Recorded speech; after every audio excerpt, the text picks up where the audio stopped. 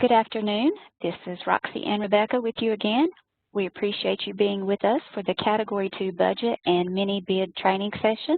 And this session is for those of you who did complete mini bids last year. So this will be some new information about Category 2 budget changes and a review of the mini bid and showing you some changes that we've made to make the process a little more streamlined for the 2021 budget year. This session will be recorded and posted on our website along with the slide deck that we're sharing with you as we move through the training session. Rebecca's going to start us off by going through the changes in the Category 2 budget for the funding year 2021 and beyond, and then I'll come in a little bit later. Okay. Greetings, everyone. So glad to have you joining us for this. We're going to cover these training topics. We're going to cover the Category 2 budgets, the budget tool, and then the changes that we've done with the mini bid process. And hopefully you will like those. I think they're a little bit simpler. Okay, we're going to get started with the Category 2 budgets. And this year, fiscal year 2021 through 2025, is the first full budget cycle. And the one before that, what did they call it, Roxy? I can't remember the name. But it was like the special. It was like a trial. It's kind of like a trial and error. Yeah, we've got it in here, but it's crazy. They came up with this crazy term to refer to all other budget years prior to 21. But anyway, here we are at FY 2021, and they changed the budgets to a fixed 5-year cycle, and they went to a district-wide budget, which is wonderful. We're also thrilled that we don't have to do it school by school by school anymore. You can work with your budget as a district or as a library system. The first budget cycle begins and goes through 2025. The second cycle will begin in 2026, and it will go through FY 2030 and so on. And Category 2 budgets are now going to be reset for 2021. So anything you did prior to 2021 is in that section, no longer in this section. So whatever you bought and have money left over, it's just gone. And that's okay. The first full budget cycle, we're going to look at the changes. Now the school multiplier per student is $167, and it stays at $167. It does not go up for inflation or deflation or anything like that. It is set strictly $167 per student. Library multiplier is now $4.50 per square foot for all libraries. And there is a funding floor, which is wonderful because that gives you a floor of $25,000 so that if you have less than 150 students in any building, that you won't be, because if you just have a few and you don't have $7,000 or $8,000, which is not enough to really do anything, you have this funding floor. So that'll give you enough to do something even with your smaller schools or libraries. Okay, so adjusting the Category 2 budget during the cycle. Your budget is determined when the first 471 in the budget cycle is certified. So right now it's not. Only when you file that 471. So if you don't file anything this year, your budget is not set in stone until you file your first 471. And that includes consortia. You may request that your budget get recalculated. So let's say in 2022, you have a whole bunch of new students, and you need a budget for those. But you have to ask specifically for a recalculation, and there is going to be a request mechanism. There is not one right now because they don't really need one, but in the FY 2022 administrative window, that request mechanism will be there so that you can ask for a recal. Okay? Adjusting it during the cycle, if you don't request a recalculation, that budget is not going to change. It just stays the same as it was. The new Category 2 budget will apply for the year it was requested, and it'll go forward, but it will not be retroactive. So what you've got is what you've got. Okay? So Category 2 budgets are calculated at the school district or library system level, not at the site level. This is a little different than the previous years. The budgeted entity is the entity with the C2 budget. So that means that the budgeted entities are charter schools, which are independent, a single library, school districts, and library systems. Those are the budgeted entities. Those entities have the budget. School districts and library systems can allocate funding among their eligible sites as they need to, as they see fit. Calculating a Category 2 budget for independent schools and school districts, what independent schools, we're going to say those are charter schools, and of course private schools. The C2 budget for most school districts is the greater of the following.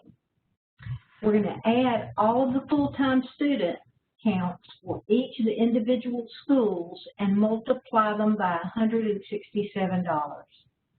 Or we're going to multiply the number of individual schools by the $25,000 funding floor amount, aggregate amount, and whichever of those numbers is greater will be the C2 budget.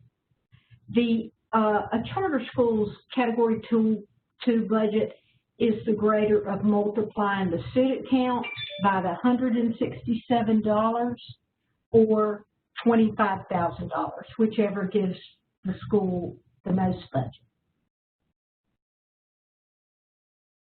School districts that have 10 or fewer sites, that means schools with students. Those school districts with 10 or fewer schools has a third possible calculation, and that's called the hybrid method. And that's going to allow districts with a number of schools that may have less than 150 students to take advantage of that $25,000 funding floor. The EPIC system will select whichever calculation optimizes the budget. So if the student counts are in there for each school, the system will calculate and use the higher number for that budget calculation. Okay. Adding all of the individual calculations together will give the aggregate budget for the school district or the library system. And that budget can be used at any of those entities. If you have 11 or more individual schools in the district or library system, the third option does not apply. That takes your student population count, multiplies it times 167, and there is your budget.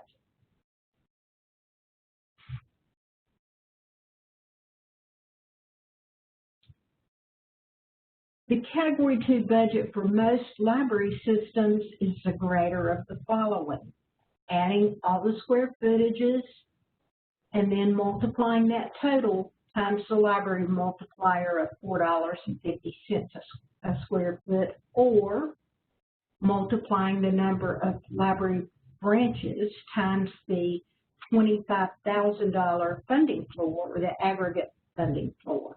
And so the greater of either one of those is the Category 2 budget. So with that being said, we'll talk about the hybrid method. The budget for library systems with 10 or fewer sites has a third possible calculation. The EPIC system is going to select the calculation that optimizes the budget for parent entity. So it'll use either the square footage number multiplied by the library multiplier, $4.50, or the $25,000 funding floor. And here's an example for that.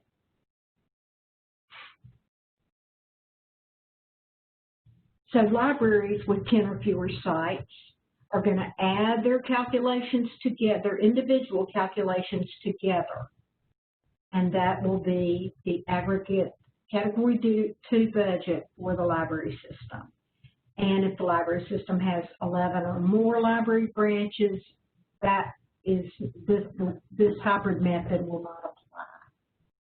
But it really is fairly simple. It's the the square footage times the number of buildings. The test period, that's what they call the test period. 2021. Now we all know we were part of a test period. Who knew for 6 years we were taking a test? And I think we passed it. Probably so. I think we had to retake it several times, but we did pass it. Okay. Schools only count full-time students for the Category 2 budget calculations. Large school districts, and by that we mean districts who have more than 10 schools, cannot estimate the number of students for buildings under construction.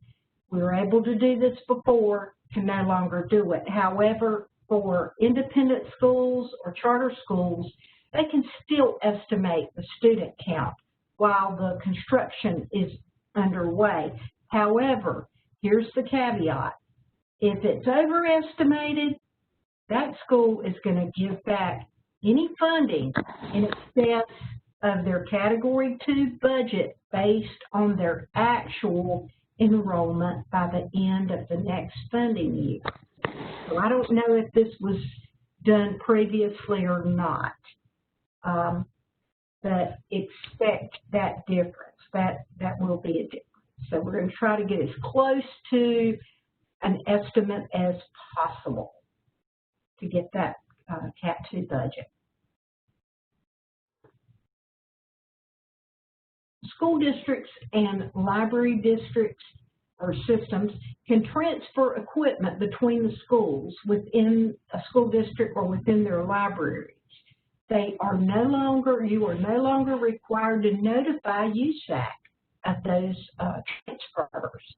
However, you still need to maintain the records which document that transfer and why it was done for at least 5 years.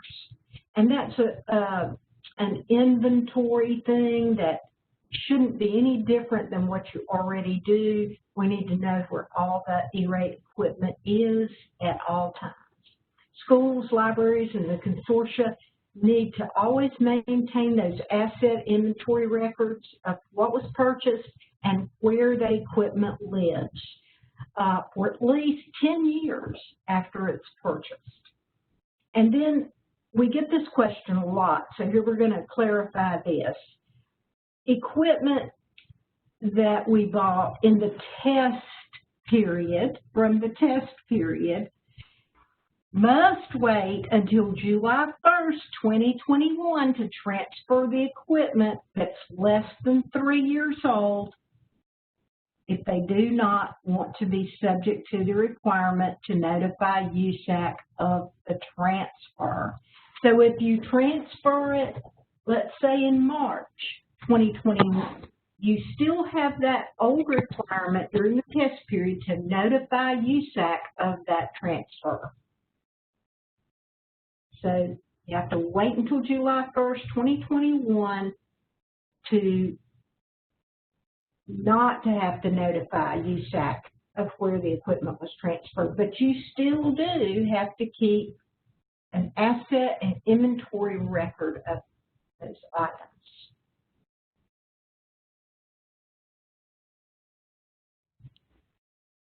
Here's a screenshot of a school district's profile page where the school district shows they clicked on Management Organization to change the status to reporting one number for the school district. If you see here in the dark, in the bolded, how does the district report its student count for Category 2 budget? The choices are one number for the whole district or a number for each school in the district. And again, if you have 10 or fewer schools in your district, you're going to use that second one. Thank you, Roxy. The number for each school in the district. And when you click that radio button, you'll get a screen that allows you to do that. If you click on the radio button that uses the one number for the whole district, you can, when this box around it means that you can update that student count right here, right in that box. Okay? And at the bottom here, it says that in the event that you choose to enter one number for the whole district, the budget is calculated by multiplying that number times $167 per student, or the funding floor of $25,000 if that's more.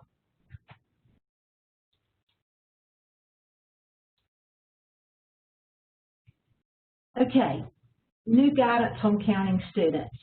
In charter schools, and this is really not applicable to North Carolina, but USAC changed the rules saying that if the state law considers a charter school to be part of a charter school district, they can operate as if they're a district and have the district budget and discount rate. However, our charter schools in North Carolina, our state laws do not recognize charter school districts. So charter schools continue to be an independent school, and extra buildings are called annexes. Okay? Independent schools or charter schools with part-time students only must count each full-time student one time when they calculate the district-wide budget. This, again, we don't have this situation because we don't have charter school districts. But part-time students are not counted. Only full-time students are counted for the budget. How about school buildings that are fully or partially closed due to COVID-19? And we have students enrolled at the brick and mortar schools. They can be counted as full-time students, even if they are all on remote learning. However, I have seen in the demographic information in the state, quite a few school districts have opened what's called virtual schools.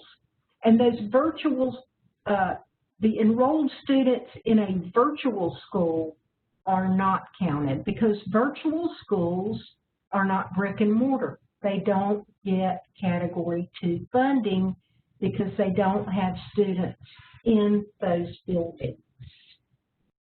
So applicants can provide their full-time enrollment numbers from their applications for fiscal year 2021. And those numbers have to be, the enrollment numbers have to be validated once during the 5-year funding cycle. So we're going to talk a little bit about COVID-19 and what has happened. North Carolina, we usually validate our student counts in the month of October, then we do some, I guess, statistical analysis with the lunch, eligible for free and reduced lunch numbers. And then we have a file that we send to USAC once every, we send it usually the first part of the year.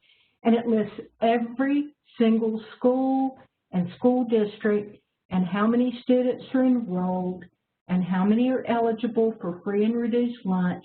And this data is used to calculate a school district's discount rate.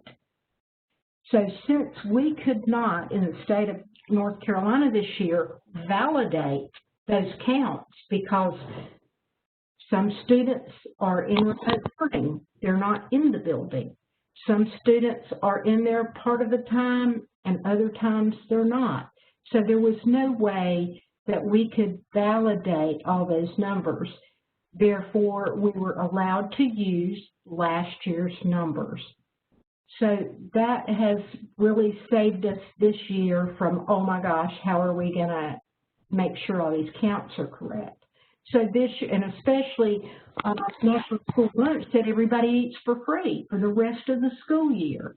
And that would really throw a wrench into discount calculations as well. So what we're going to do is we're going to use the numbers that we used last year. So we're going to assume that everyone was wonderful and updated their accounts last year when your coordinator sent you your validated numbers. And if you did, then you are golden. You don't have to update those numbers that are going to be used to calculate your discount. But you will have to put in your numbers for your Category 2 budget. That's the difference. So after we get that done, I think, Roxy, are you going to show us this budget tool demo? Yes, I'm going to do the budget tool. And I think everybody's going to be really pleased with how this tool works. It seems to be so much easier, and I think the chances of it being correct are far greater than it used to be, because just between us folks here on the call, I didn't always trust those numbers. So your Category 2 budget tool will reflect numbers within 24 hours of you updating your entity profiles. So we've already done our training on how to update entity profiles. If you missed those trainings, you need to go back to our website and watch them and check the file for your numbers and make sure your numbers are correct so that you know what type of money you have to work with for Category 2.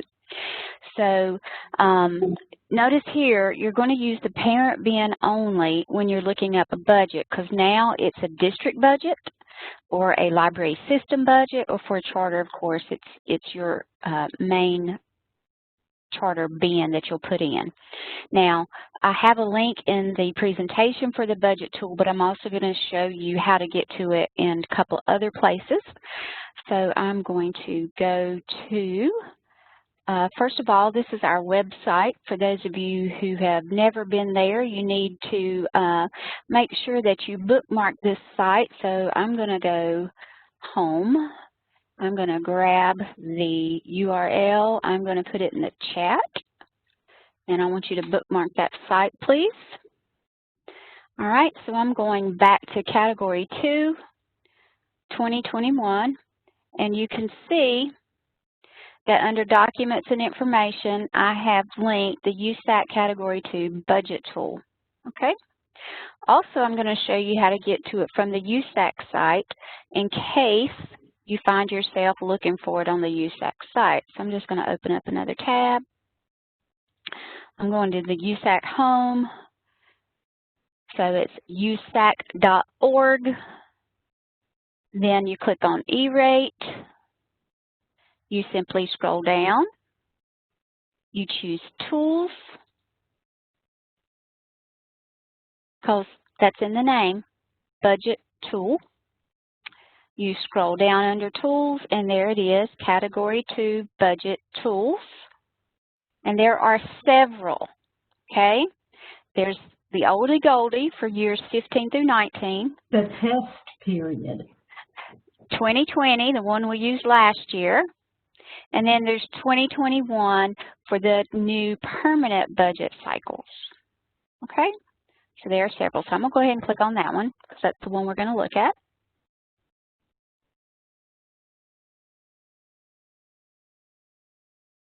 Okay, so this will tell you all sorts of stuff. This is done in what's called an open data platform. So you have data from every state in the United States for E-rate. And you could get in here and play and find out all sorts of stuff if you wanted to. But really all you're concerned with is your Category 2 budget. So I'm going to show you the easy way to do this. So you look over here on the right and you see state, applicant type, and there's drop downs, city, billed entity name, BIN, and consulting firm name. So the easiest thing to do is to put your billed entity number in here. So you're going to click on select, and there's a search box. So type in your parent BIN, and I'm going to pick Francine's number because she was the first one in our workshop today, and 817. Okay, so notice when I typed it in, it generated below. So if you don't get the blue box with the generated information below, you've typed it in wrong, or that billed entity number doesn't exist in EPC. So I'm going to click on that and apply.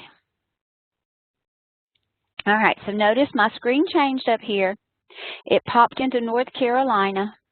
And if I scroll down across here, it pulled up my BIN 126817. And if you go down through here, you see the little pop-outs that tell you what the date is. So this is for Winston-Salem-Forsyth County School District. Okay, so I'm just going to go across here. And here it tells me that the budget cycle is 21 to 25.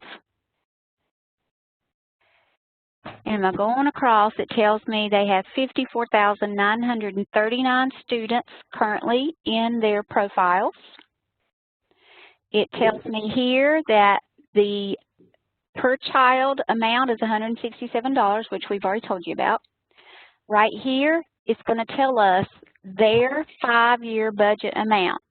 So they have $9,174,813 to spend over the next 5 years for Winston-Salem Forsyth County Schools.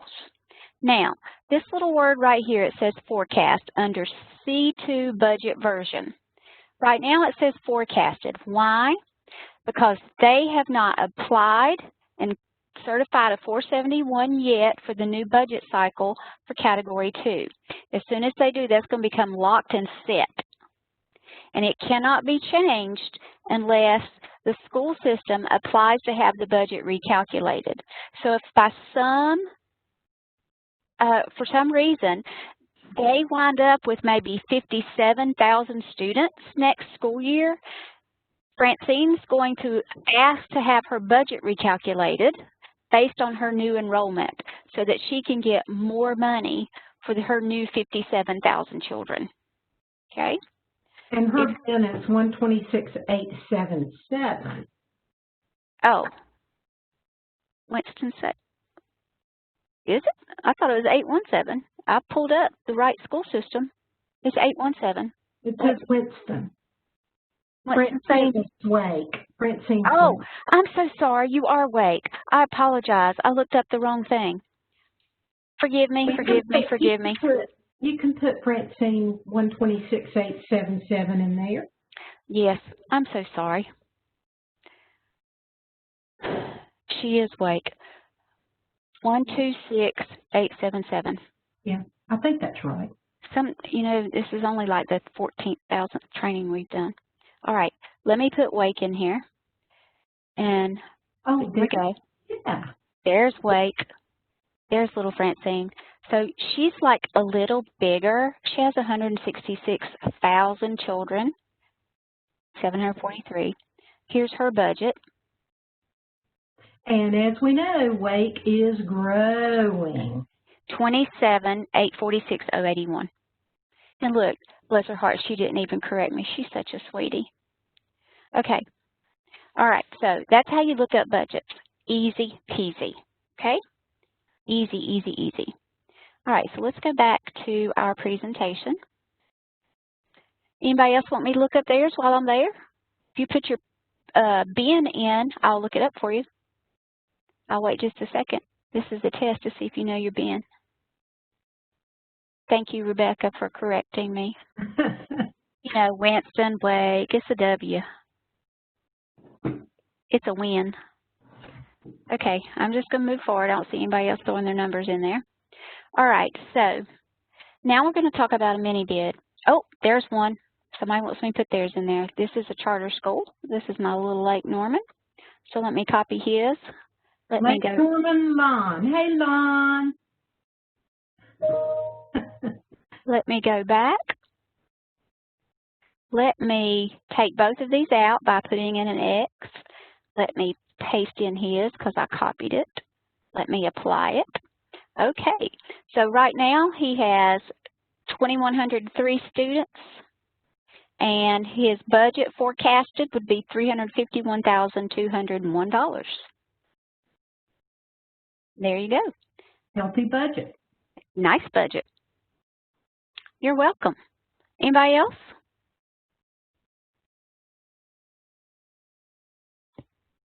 Okay.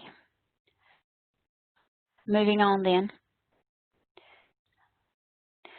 Okay, so since you're not new to the mini bids and you're not new to state master contracts, you know that in order for DPI to pay your non-discounted portion, you have to use North Carolina state master contracts.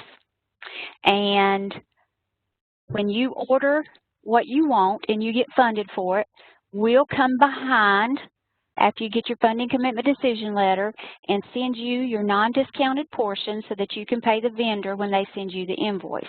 So you have no money out of pocket to buy the equipment you need for Category 2. Okay? So we've made some changes this year to the mini bid process because last year was our first year with brand new contracts and a new process. Tried to make it easier on you, and after last year we kind of streamlined and refined just a little bit. So we're going to review those changes with you. All right, some OEMs have removed some vendors and added some vendors. We also are going to ask you to copy and paste all vendors on our list regardless of what they're offering, and we'll explain that in just a minute. And we've updated a few tabs on the mini bid. Okay, I have a link here to your Category 2 resources. It's on our website, and I'm just going to jump right over there to it. Okay, let's go to the website, and here is the page. Okay, so everything you're going to need is going to be on this page. It has the mini bid template. It has instructions for doing your quote request. It has a list of all the contracted vendors and the sample letter of intent. So that will get you through the whole mini bid and quoting process. Okay? So we're going to look at the mini bid. I'll go ahead and open it. And can you see it? Yes. All right, so I'm going to blow it up just a little bit. All right, so when you open this spreadsheet, you're going to download it. Opens in Excel. Go ahead and download it to your computer and save it. All right. The first tab you're going to look at are the instructions. Part A. Fill out the project description tab. Let me highlight this so you can see it right here. Include information to help the vendors respond to your request. Give a brief description of your current network infrastructure. What are you seeking to purchase and why? Specific detailed requirements you may have. Anything that's going to help the vendors. All right, so let's go look at the project description tab. It's a little different for those of you who did this last year. So you're going to need to read every bit of this, okay? You're going to put everything you intend to buy. If you want MIBs, you're going to fill it in. Yep, I'm looking for MIBs. If you want installation on anything, yes, you're going to fill that in. All right, Do I need racks? Yeah, I need 3 racks.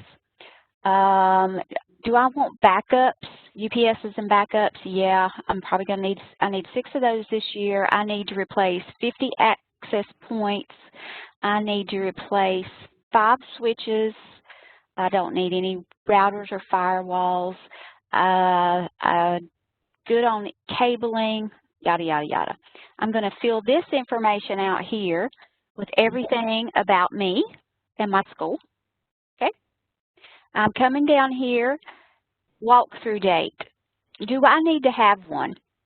Well, if you're building a new building and you need to have some cabling done, or if you've built a new wing and you need to have some cabling done, or if there's any other reason you could possibly imagine that the vendors need to come to your site to help figure out what all they can do to give you a good quote, then you need a walkthrough. So put your date in here. When do you need the quotes back by? This is your date to put in here. Now you need to give them enough time to turn this around, and remember that you need to file your 471 in time. So put your date in here. Okay, now remember they're also working all over North Carolina here. Put your project description in here. Talk about your current network.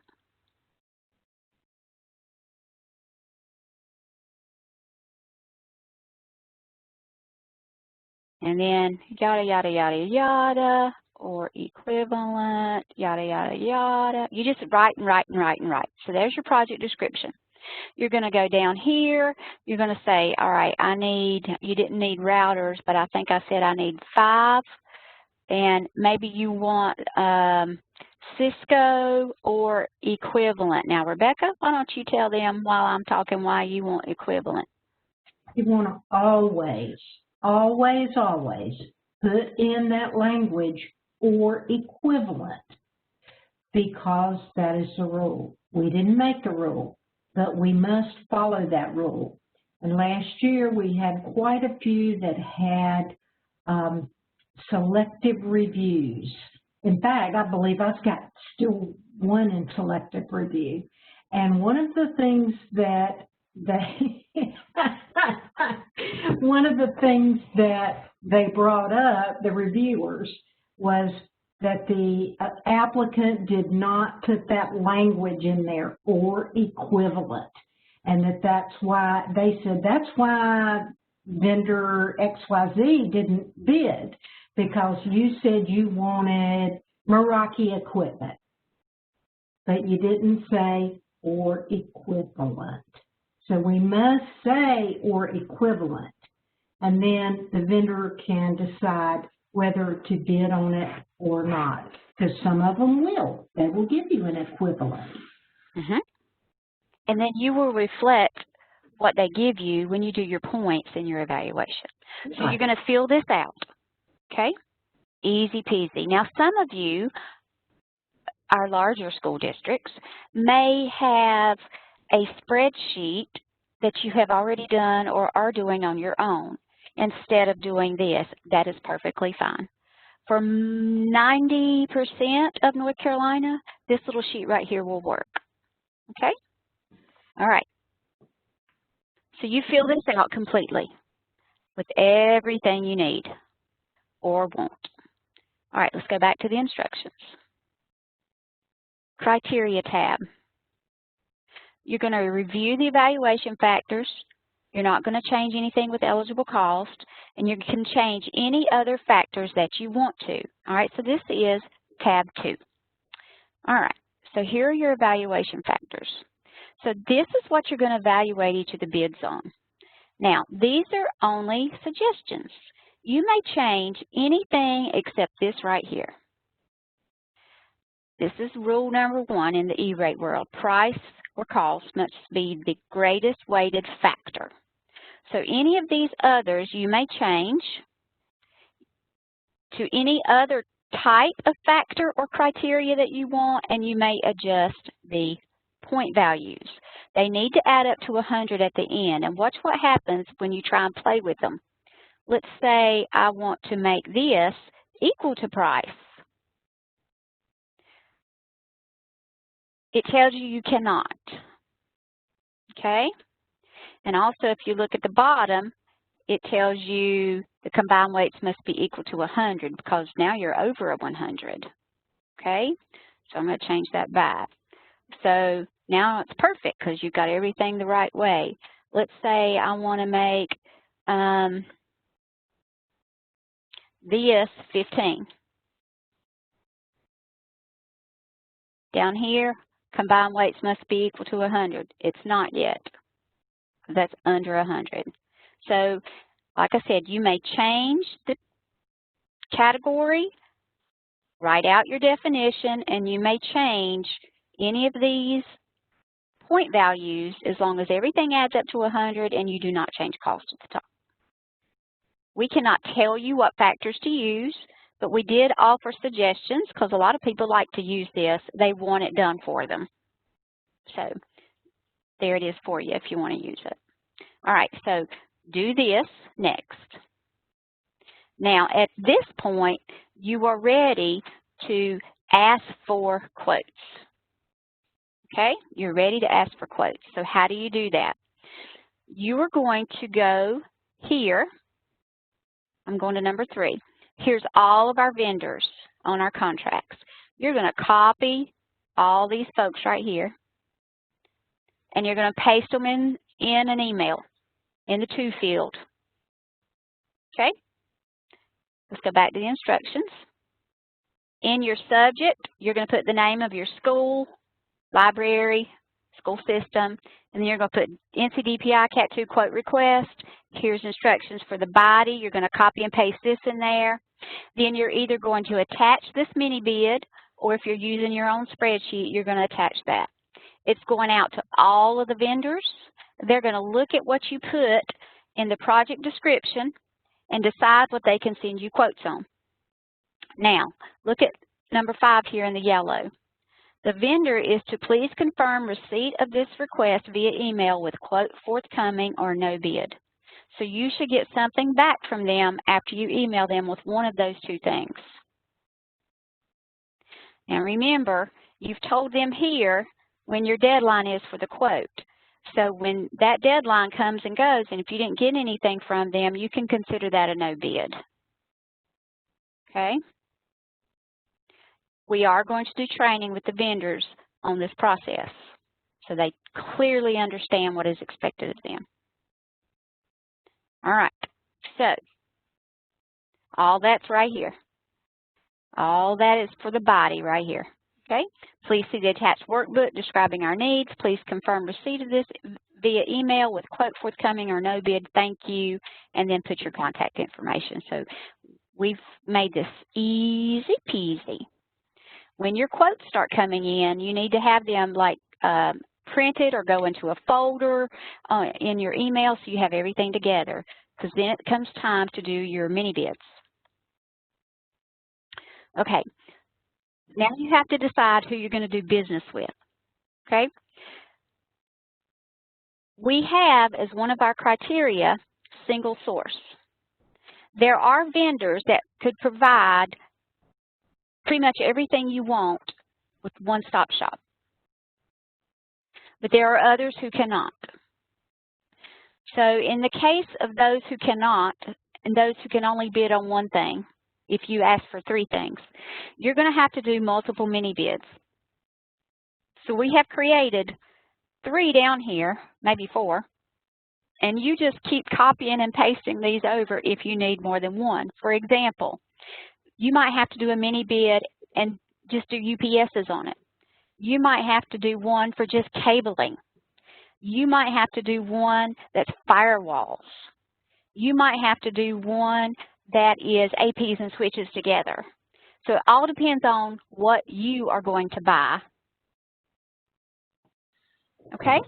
So what you do when you get your quotes back, let's say mine is, I'm on this first one here. I'm going to right-click and rename it, and this is going to be cabling mini bid. So I'm just going to rename it because this is my cabling mini bid. All right, so I'm going to pretend that my cabling vendors are up here at the top. So I got a quote from this person I did not get a quote from this person. I got one from him. I got one from him. And I didn't get one from, so you just work your own way down.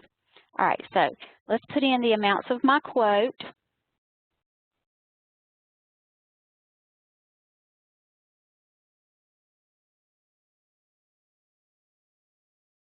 Oh, look, dummy me. He didn't even send me one.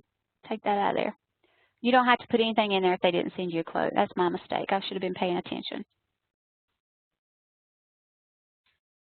Okay. So the next thing you do is you enter your quotes. And then you're going to have to start assigning them point values. Okay? So the first thing is cost. You have a 100-point spread in each one of these. So you have to decide how you're going to separate your points. I'm going to do one more here just to make life easy on myself.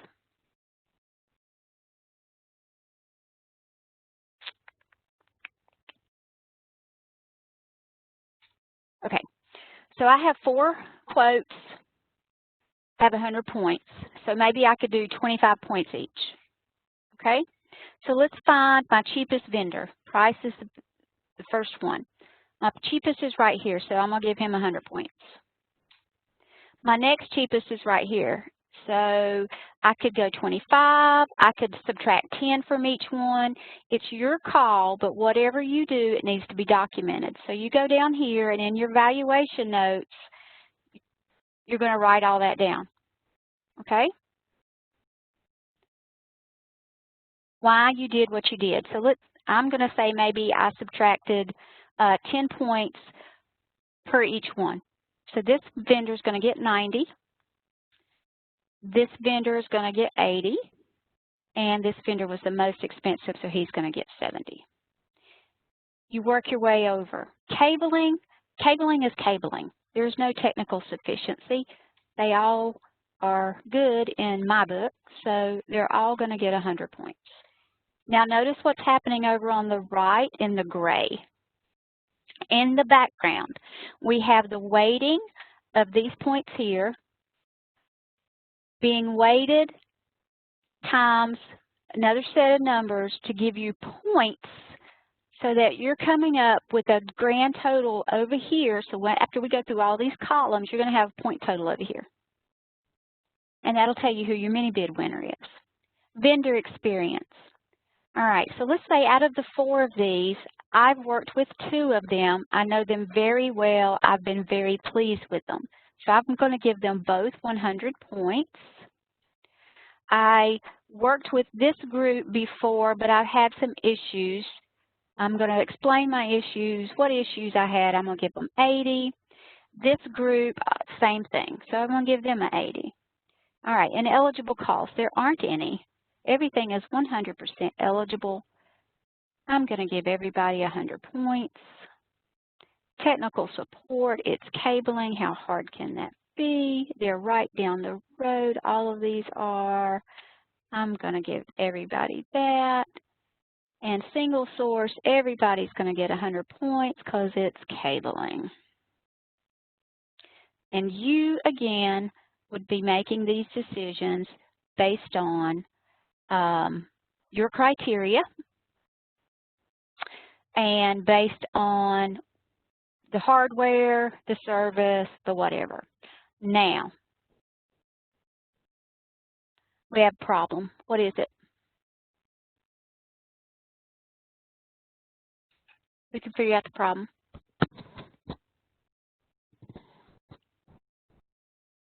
Do we have a problem?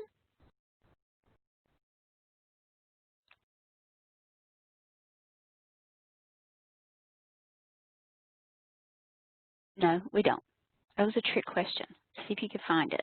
Do we have a clear winner? Yes. So you look over in total, which is R, find the person with the highest point value, and there's your winner of your mini bid. So our winner, and you just trace it back across, is this group here. Okay? So that's how you find the winner of your mini bid. Will the PIA reviewer ask for this? Yeah, they will. They're going to ask for this. Looking for, they're going to be looking for that date Yes. When you did that mini bid, and then they're going to look at the dates on the bids. Yes, they will. Do not complete this until you have your bids. You can't award a vendor until they've sent your quotes to you. That's cheating. You also need to have somebody with you when you're evaluating these things. So you need to fill out this. They want to know that it's been completed and by whom. And then you need your notes down here at the bottom, okay? Why did you give this group these points? You're just going to make notes. Back in the old days, mine was on a piece of paper. You're just going to make notes, okay? So this one's done. Now let's go back to our instructions. After we have our winner or winners, depending on what we do, and this is the evaluating part. We've already done that. And this explains having more than one. We are finished and we're ready to send a letter of intent. This is how you notify the vendor that you're going to do business with them. It's not a contract. It doesn't get uploaded into EPC, but it is an official document, and you must keep a copy of it. Okay? So we chose ANC. So I'm going to send ANC an email with a letter of intent. So we're going back to the website. I'm going to download this sample letter of intent because once again, your state coordinators are wonderful. You're going to place this on your letterhead. You're going to fill all this information out here, and you're going to copy and paste. And where it's red, you replace your information with take out the red and put in your information. So it's a letter of intent for purchase of E-rate related, and where there are X's in red, you take that out and put your stuff in there, okay? The contract numbers, NC20C2-XX, those should be on your quotes, and I'll also show you where they are in just a second on the website. So once you get through with all this, you're going to say at the bottom, they're going to send you a bulk upload item 21 template that we're going to put in your 471. They need to send you an updated quote. You can get rid of all this blue stuff at the bottom, and you shoot that person an email, send this letter to them, and they should send you an item 21 back. And once you get all your item 21 backs from your vendors, you are ready to file your 471 for Category 2. Now, where do you find these quote numbers, the contract numbers? As I said, they are on the quotes. They should be, but they are also on this document right here.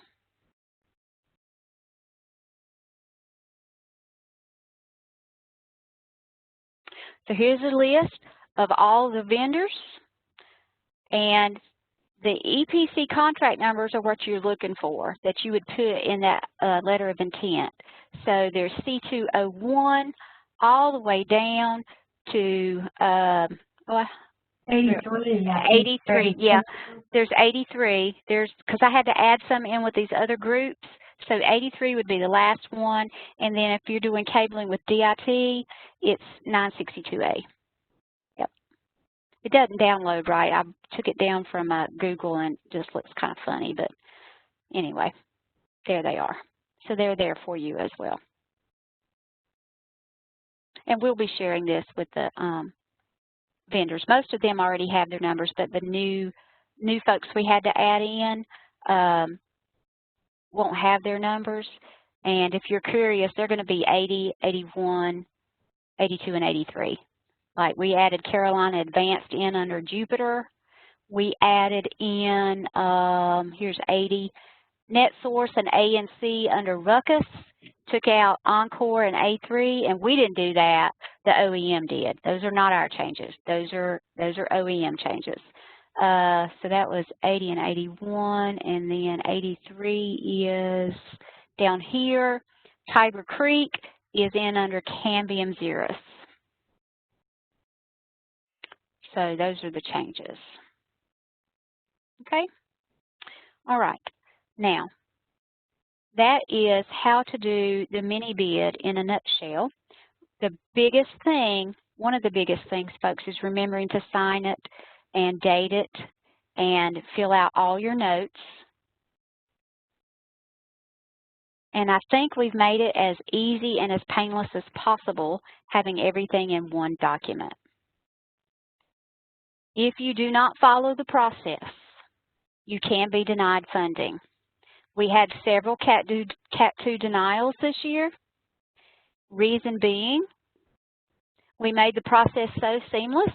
It was easy for the PIA reviewers to look at it and go, I see that you didn't involve all the vendors and give them all an opportunity to quote. And they denied it for violation of competitive bidding.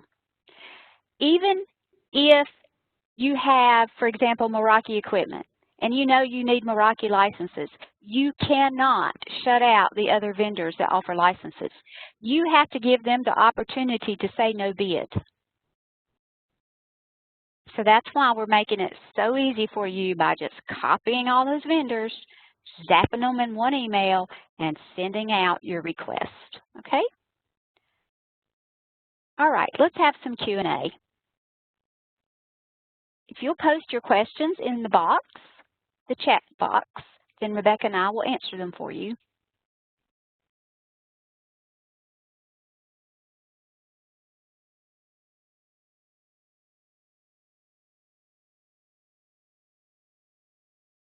Thank you, Lon. Lon loves it.